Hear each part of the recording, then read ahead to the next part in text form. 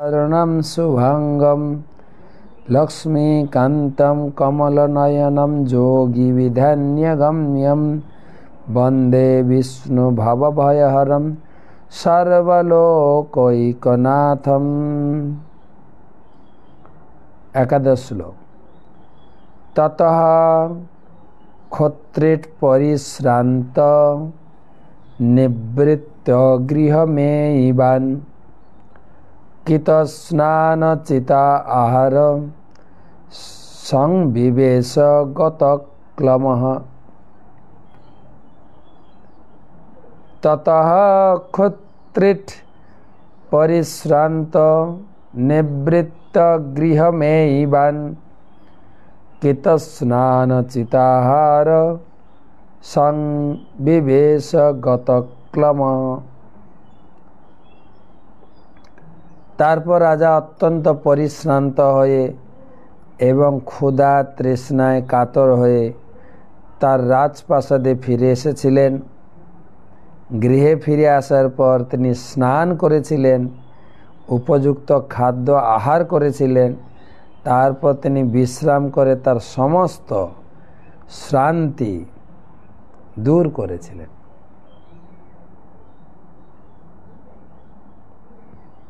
এটা একটা রূপক কাহিনী, কিন্তু দুটো অধ্যায় ধরে আমরা পড়ছি এবং পরবর্তী অধ্যায়েও যাবে।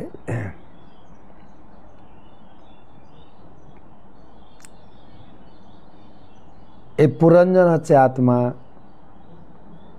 এবং গৃহ হচ্ছে এই শরীর, নবদ্বার বিশিষ্ট। বনে গমন, বিভিন্ন ধরনের উপভোগ, পরস্ত্রী গমন এবং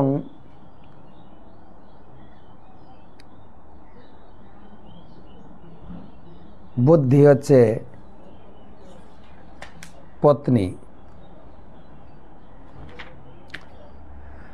তো এখানে এই শ্লোকে কি বলা হচ্ছে না, রাজা অত্যন্ত পরিশ্রান্ত, ক্ষুধা ও তৃষ্ণায় কাতর হয়ে, রাজা মৃগয়ার জন্য বনে গমন করেছিলেন, অর্থাৎ বিভিন্ন ভোগ বাসনা তৃপ্তি করার জন্য, পরস্ত্রী গ্রহণ করার জন্য যে ছুটে বেড়ানো আর ভোগ বুদ্ধি, এতে সম্পূর্ণরূপে পরিশ্রান্ত ক্লান্ত হয়ে রাজপ্রাসাদে তার গৃহে ফিরে এসেছিল। অর্থাৎ তিনি অত্যন্ত পরিশ্রান্ত হয়ে চেতনা ফিরে পেয়েছিলেন। যেরকম আমাদের জীবনে দেখা যায়, এই ইয়াং বয়সে কত কিছু করণীয়, দর্শনীয়, কত কিছু দায় দায়িত্ব, তারপরে জীবনের শেষে পরিশ্রান্ত ক্লান্ত হয়ে অবসর জীবন প্রাপ্ত। এই অবসর জীবন প্রাপ্ত এবং স্নান করেছিলেন, উপযুক্ত খাদ্য স্নান করেছিলেন, এর মধ্যে ভগবত গীতা ভাগবতের জ্ঞানে নিজেকে শুদ্ধ করেছিলেন এবং উপযুক্ত খাদ্য। এখন আমরা যা খাচ্ছি উপযুক্ত খাদ্য না, পঞ্চম স্কন্ধে গিয়ে পড়ব। মল খাচ্ছি, উচ্ছিষ্ট খাচ্ছি, পায়খানা খাচ্ছি, আমরা অখাদ্য কুখাদ্য খাচ্ছি। আমাদের একজন গৌড়ীয় মঠের মহারাজ বলছিলেন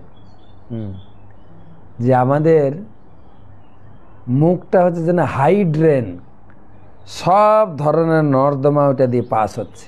ট্রেনে আমরা দেখি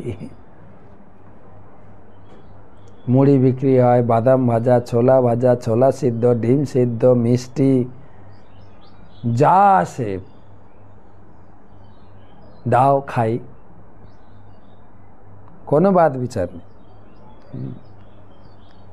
এটাই বলছেন তাৎপর্য। বিষয়াসক্ত মানুষ সারা সপ্তাহ ধরে কঠোর পরিশ্রম করে, সে সবসময় অনুসন্ধান করে টাকা কোথায়, কোথায় টাকা, কোথায় টাকা। তারপর সপ্তাহ শেষে সে তার সমস্ত কার্যকলাপ থেকে অবসর গ্রহণ করে নির্জন স্থানে গিয়ে বিশ্রাম করতে চায়। রাজা পুরঞ্জন তার গৃহে প্রত্যাবর্তন করেছিলেন, কারণ তিনি বনে মৃগয়া করে অত্যন্ত পরিশ্রান্ত হয়েছিলেন। এইভাবে তার বিবেক তাকে আরও পাপকর্ম করা থেকে বিরত করে তাকে ঘরে ফিরিয়ে এনেছিলেন। একটা সময় আসে, এখন তো গায়ের জোরে, রক্তর জোরে, পয়সার জোরে, বুদ্ধির জোরে কোনো কিছু মানতে চাই না। অনেকে বলে, আরে এটা ওটা খাবো না, মানে এখন যা জীবন যৌবন আছে, জলকে পর্যন্ত চিবিয়ে হজম করে দাও। কৌতুক করে বলে, তো এখানে সেই, কিন্তু একটা সময় আসে এ খাওয়া দাওয়ার প্রতি অনীহা আসে বা শরীর পারমিট করে না। ডাক্তার ডাইরেক্ট বলে দেন আপনার এটা খাওয়া নিষেধ, এটা খাওয়া নিষেধ। কেবল পাতলা একটু খিচুড়ি খাবেন, মশলাদার খাবার, কষা খাবার সব বন্ধ হয়ে যায়। অর্থাৎ তুমি তোমার সেই শুদ্ধ চেতনায় ফিরে আসো। ভগবদ্গীতায় বিষয়াসক্ত মানুষদের দুষ্কৃতিন বলা হয়েছে, যারা সর্বদা পাপ কর্মে লিপ্ত ব্যক্তিদের ইঙ্গিত করে।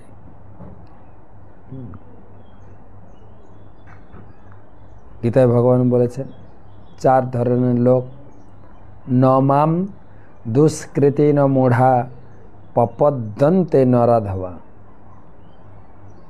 অর্থাৎ জিজ্ঞাসু নমাম মায়া অপহৃত জ্ঞান আসুরিং ভাবসমাশ্রিত। মায়া অপহৃত জ্ঞান, মূঢ়া এবং এরা সব হচ্ছে দুষ্কৃতিপরায়ণ। কৃতি কিন্তু দুকৃতি, খারাপ কাজে ব্যস্ত, যা সর্বদা পাপে নিযুক্ত।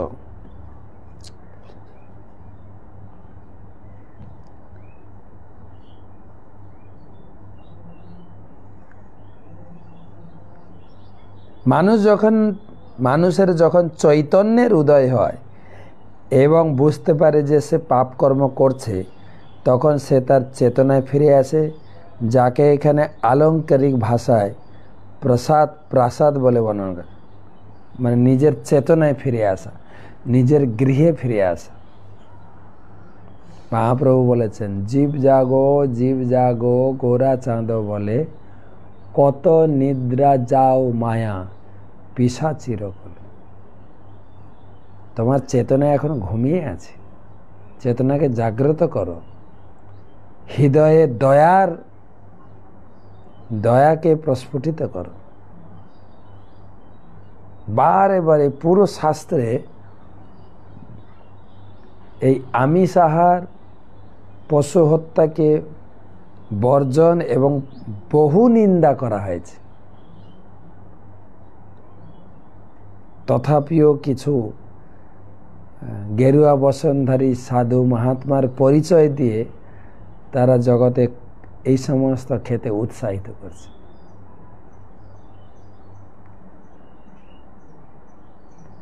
সাধারণত বিষয়াসক্ত মানুষেরা রজ ও তমগুণের দ্বারা প্রভাবিত। রজ এবং তমগুণের পরিণাম হচ্ছে কাম এবং লোভ। বিষয়াসক্ত মানুষদের কার্যকলাপের অর্থ হচ্ছে কাম ও লোভের জন্য কর্ম করা। কিন্তু তাদের যখন চৈতন্য হয়, তখন তারা অবসর গ্রহণ করতে চায়। চৈতন্য মানে জ্ঞান, যখন বুঝতে পারেন, জানতে পারেন। এই কাম থেকে মুক্ত। ভগবদ্গীতায় ভগবান এই কামকে জীবের প্রধান শত্রু বলে পরিচয় দিয়েছেন। প্রধান শত্রু।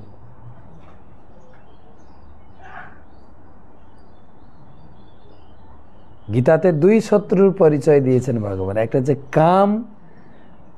কাম সর্বজ্ঞাসী, পাপাত্মক এবং চিরে অতৃপ্ত। কাম থেকে ধীরে ধীরে নিজেকে যেন আমরা মুক্ত করি।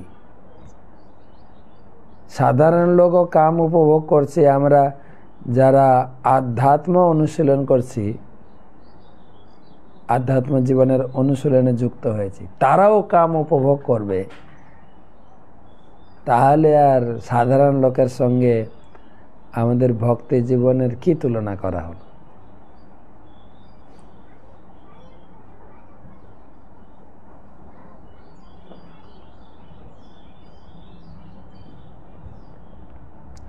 তাই এখানে বলছেন এই কাম ও লোভ থেকে মুক্ত হতে হবে। এটা তখনই উপলব্ধি করতে পারে যখন হৃদয়ে জ্ঞানের।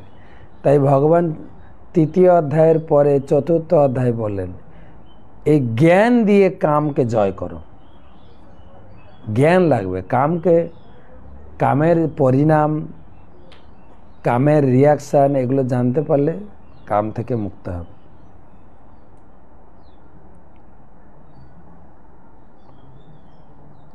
বৈদিক সভ্যতায় এই প্রকার অবসরের প্রশংসা করা হয়েছে এবং জীবনের এই অবস্থাকে বলা হয় বানপ্রস্থ। যে সমস্ত বিষয়াসক্ত ব্যক্তি পাপময় জীবন থেকে মুক্ত হতে চায় তাদের পক্ষে অবসর গ্রহণ করা অবশ্য কর্তব্য। রাজা পুরঞ্জন গৃহে ফিরে এসে স্নান করেছিলেন এবং উচিত আহার গ্রহণ করেছিলেন।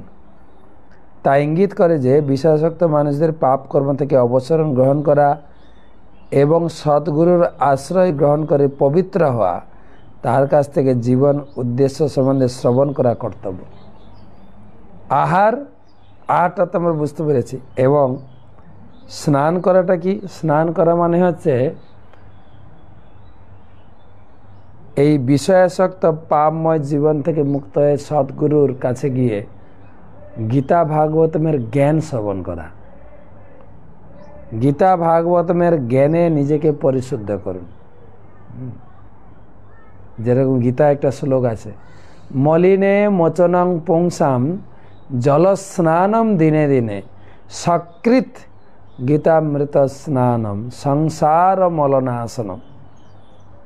সংসার জীবনের সমস্ত প্রকার মল কলুষ থেকে মুক্ত হতে গেলে নিয়মিত গীতা শুনুন। আশা করি আপনারা সকলে গীতা শুনছেন। আমি প্রতিদিন 3 মিনিটের গীতা ক্লাস দিচ্ছি ভোর 4:30 5টায়। এটা বহু লোকের কাছে শেয়ার করুন, প্রচুর লোক শুনুক। গীতা শুনতে শুনতে শুনতে শুনতে আমরা আমাদের জীবনের কলুষ থেকে মুক্ত হব, জীবনকে পরিশুদ্ধ করতে পারবো, আমাদের গতি হবে উচ্চ।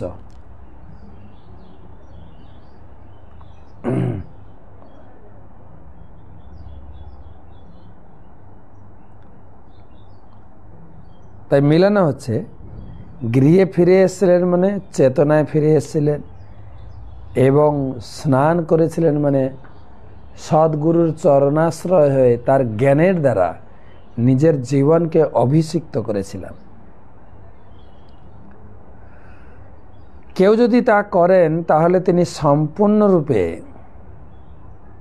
সম্পূর্ণরূপে নবীনতা অনুভব করবেন, ঠিক যেভাবে স্নানের পর তা অনুভব হয়।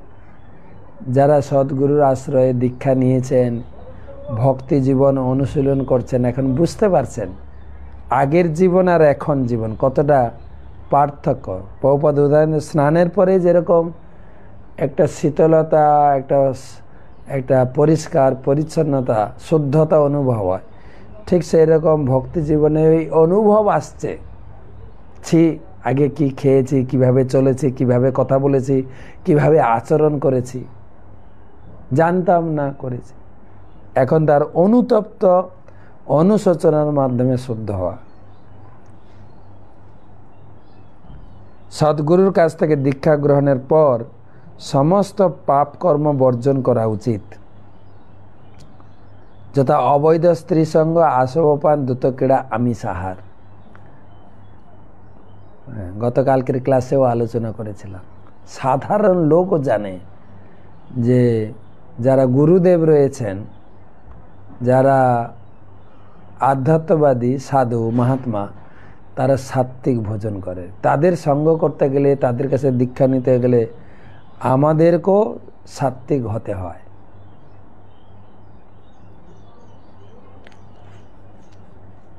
এই শ্লোকে উচিত আহার শব্দটি গুরুত্বপূর্ণ। উচিত মানে উপযুক্ত। মানুষের কর্তব্য হচ্ছে উপযুক্ত আহার করা এবং শুকরের মতো বিষটা ভোজন করা উচিত নয়। ভগবদ্গীতায় 17 অধ্যায় 8ম শ্লোকে মানুষের আহার বিচার, সাত্ত্বিক আহারের কথা বর্ণনা করা হয়েছে। রাজসিক ও তামসিক আহার করা মানুষের উচিত নয়, তাকে বলা হয় উচিত আহার বা উপযুক্ত আহার। গীতায় তো ভগবান বললেন কেবল প্রসাদ খাবে। যজ্ঞাশিষ্ট সিনসন্ত মুচ্চন্তে সর্বকিল্লিশয় ভৌমস্তে দে তঘং পাপা যে পচন্তি আত্মকারণা। আমরা যা খাই পাপ, নিরামিষ আমিষ যা হোক, যদি ভগবানকে নিবেদন করে না খাওয়া হয়। ভগবানকে নিবেদন করলে ভগবান সেই আহারকে শুদ্ধ করে প্রসাদে পরিণত করেন। সেজন্য উচিত আহার খাবেন। রজগুণের তমগুণের আহার খাওয়া ঠিক না।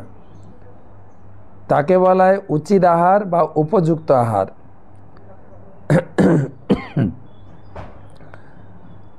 যারা সর্বদা আমিষ আহার করছে বা সুরা পান করছে, যা হচ্ছে রজ ও তমগুণের দ্বারা প্রভাবিত খাদ্য ও পানীয়, তাদের অবশ্য সেগুলি বর্জন করা, যাতে তাদের প্রকৃত চেতনা জাগরিত হতে পারে। এভাবে মানুষ শান্তি লাভ করতে পারে, নবীনতা অনুভব করতে পারে। কেউ যদি অশান্ত অথবা পরিশ্রান্ত থাকে, তাহলে ভগবত তত্ত্ববিজ্ঞান হৃদয়ং করতে পারে না। সেই সম্বন্ধে ভাগবতমে 1ম স্কন্ধে 2য় অধ্যায় 20 শ্লোকে বলা হয়েছে, এবং প্রসন্ন মনস ভগবত ভক্তি যোগতঃ ভাগবত তত্ত্ববিজ্ঞানম মুক্ত